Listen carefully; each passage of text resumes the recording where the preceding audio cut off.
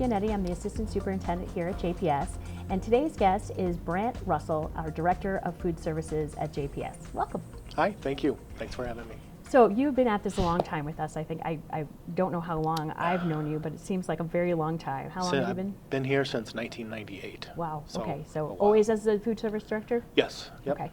So you started with us in 1998, and I'm sure you've seen a ton of changes when it comes to feeding kids and taking care of nutrition. Yes. Can you tell me some of the things that you do, let's say at the elementary level, when it comes to food service for kids and what kind of services you provide? Sure. So we're offering every day we're offering a hot entree every day, and then we offer a cold sandwich, a cold salad, and then traditionally we might offer another entree, always peanut butter and jelly, or if you're in a non-peanut school, a wild butter sandwich. So there's at least 4 options for a child every day.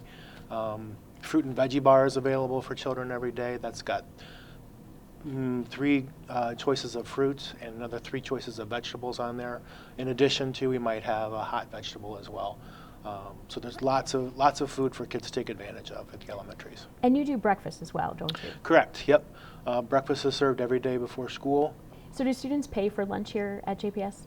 No, breakfast and lunch are both free for any student at Jackson Public Schools. Based upon our free and reduced percentage and the number of children and households that receive food stamps in the district, all students are able to eat free. Which is a great thing. And so as the kids move into middle school and high school, do the choices get different? Yes, so as students age and get into higher grades, for instance, at the high school, we have about 8 choices for students every day. We alternate pizza and a grill station, so they might have 3 different kinds of pizza one day, and the next day they'll have 3 or 4 different grill sandwiches they can choose from. In addition to our vegetarian options and our main item that we feature every day. Sounds like it's changed a lot from the cardboard pizza that we used to eat. Yes, it has. And as Taher progresses, we are also trying to be more scratch in what we make.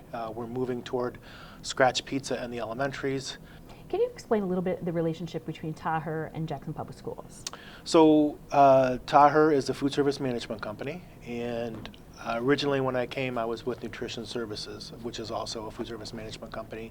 In 2000, Nutrition Services was purchased by Taher, and the employees and everyone became food service management employees of Taher.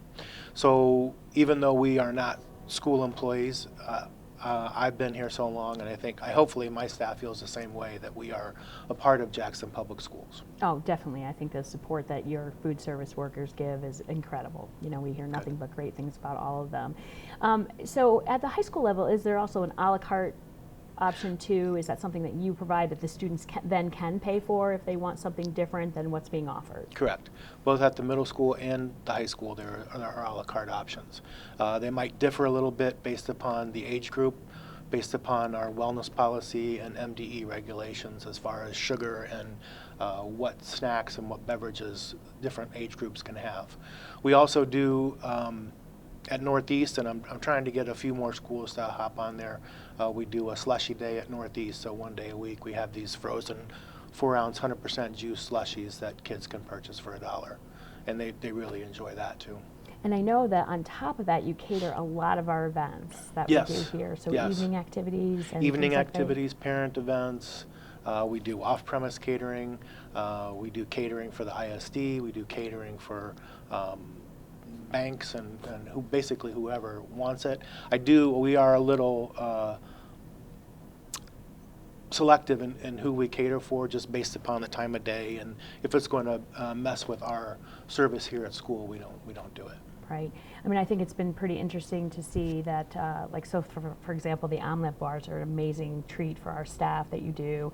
I know that you do a lot of work in catering lunches and things like that for our teachers, and always with great reviews, right? We do a lot of meetings where you have to bring a lot of, and Diet Pepsi and a lot of other things. In terms of that too, there's been something that I have seen over the last couple of years that I think is amazing that we do at our school, and that's these guest chefs that you bring in. Can you talk a little bit about some of the guest chefs that you brought in or that are coming? Sure. As a matter of fact, we just had Chef Tony Menk from Minnesota here. He was at the middle school, and he did a Moroccan chicken wing for the kids. with some rice and then some stir-fried vegetables that he made. It was actually parent involvement day there also, so everybody was really happy with that event. He was at Sharp Park, and he kind of identified different fruits for kids to try, and that was a nice hit there as well. Here at the high school, we are just finishing up our pop-up Taiwanese event. So for the last 3 weeks, we've had Taiwanese invasion, I guess, if you want to say. We've had 4 different entrees and 4 different sides that students can try for these 3 weeks, and that's been very popular. It's made it, in my mind, realize that, hey, we can do some of these things even without having a special event. So we will move some of that to the middle school also as well. So that was Chef Bryant. Chef Bryant was here last year.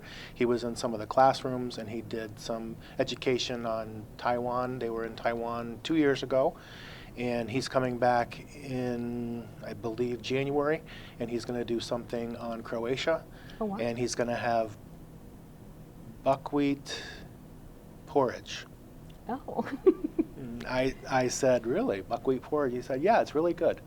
I said, okay, I will try it. We'll give it a try. Well, I was at the event at the middle school where you did the paella. Kind of explain what paella is first. So paella is basically, it's really the dish, the pan that the dish is made in. It's a paella pan, and that's where you make paella. So it's rice and seafood and chorizo sausage and herbs and spices, lots of saffron, tomatoes, and it's a really nice spicy, I shouldn't say spicy, very herbaceous dish. And they ate it up.